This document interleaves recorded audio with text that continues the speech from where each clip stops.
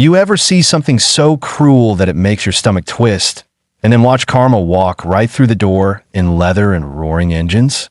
That's what happened one hot summer night at a small roadside diner just outside Phoenix, Arizona. If you stay with me till the end, you'll see why no amount of money, fame, or arrogance can save someone from the weight of their own choices. That it was a Friday night, the kind where the sky still held a bit of gold from the sunset, and the highway hummed with the sound of restless travelers. Inside Ruby's Diner, a small, old-fashioned place with red booths and chrome accents, a young waitress named Ellie was working her fifth shift that week.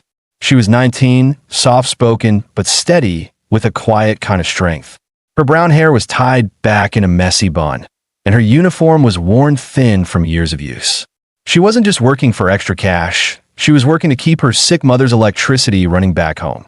That night, a group of wealthy teenagers pulled up in two black sports cars, loud, sleek, and far too expensive for their age. The leader of the group, a boy named Brandon, had the kind of confidence only money could buy. He tossed his keys to one of his friends like the world was his playground. They strutted in, laughing loud enough to turn heads. Ellie noticed them immediately. Everyone did. Brandon and his friends slid into a booth and ordered without even looking at the menu. He called Ellie over, his smirk dripping with entitlement. "Hey, sweetheart," he said, "get us 6 burgers, extra everything. And make it quick, yeah?" Ellie nodded politely, jotting down the order. She didn't flinch at the tone. She'd heard worse. But when she brought their food, Brandon wasn't done proving himself to his friends. He complained about the fries being too cold, the soda too flat, the burger too messy. Each time, Ellie apologized, even though she hadn't done a thing wrong. Then, in a moment that froze the entire diner, Brandon picked up his cup and spat the drink right in her face. The sound of liquid hitting skin was followed by silence, so sharp it could have cut glass. Ellie stood there, stunned, dripping soda, her eyes wide but unbroken. Brandon leaned back, laughing. His friends joined in, though one or two looked uncertain, even ashamed. What they didn't know, what none of them knew, was that in the far corner of the diner sat a group of men who'd been quietly finishing their meal. They wore black leather vests marked with a flaming skull and the words Hell's Angels, Arizona chapter. There were about 50 of them, road-weary and broad-shouldered, their faces weathered by wind and years of rough living. Their leader, a man everyone called Diesel, looked up from his coffee.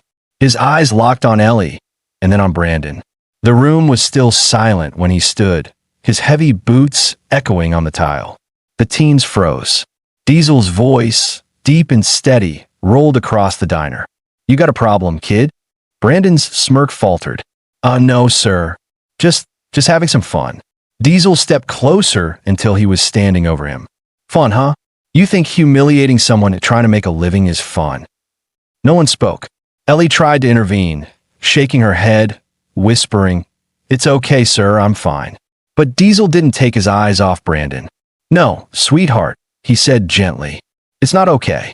He turned back to the boy. "You owe her something you can't buy." Brandon swallowed, but his pride made him say, "Look, I didn't mean anything." Diesel slammed his hand on the table, making the plates jump. "That means something now." The entire diner was watching. Brandon's friends looked like they wanted to disappear. Diesel leaned down, his voice low enough for only the boy to hear. "You can leave here as a man who learns, or a boy who gets carried out. Your choice." Brandon's bravado cracked. He stood up, looking at Ellie with shaking hands. "I'm sorry," he muttered. But Diesel didn't move. "Say it like you mean it." Brandon's voice broke. "I'm sorry, ma'am. I was wrong." Ellie, still trembling, gave a small nod. "It's all right," she said softly. "Just don't treat people like that again." Diesel finally stepped back. "Good," he said. "Now clean up what you made her do." And Brandon did.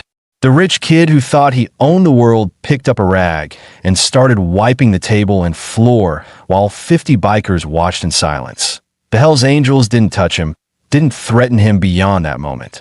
But their presence, the weight of their gaze, was enough to burn a lesson deep into his soul. When Brandon finished, Diesel nodded once, tossed a $100 bill on the counter for Ellie, and said, "Keep your head up, sweetheart.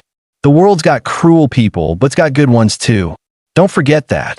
As they rode off into the night, the rumble of their engines faded into the desert air. Ellie stood there, tears in her eyes, not from fear, but from something else. Gratitude, relief, maybe even hope. Brandon never forgot that night. A few years later, he'd tell people it was the night his life changed. He stopped hanging with the same crowd, went to college, and even came back to Ruby's one day. Not in a sports car, but in an old pickup just to say thank you. Ellie had moved on by then, working as a nurse, her mother healthy again. And a lesson that echoed through both their lives was simple. Kindness isn't weakness, and respect doesn't come from wealth. It comes from how you treat people when no one's watching. But that night, there were 50 men watching, and they made sure the world remembered it.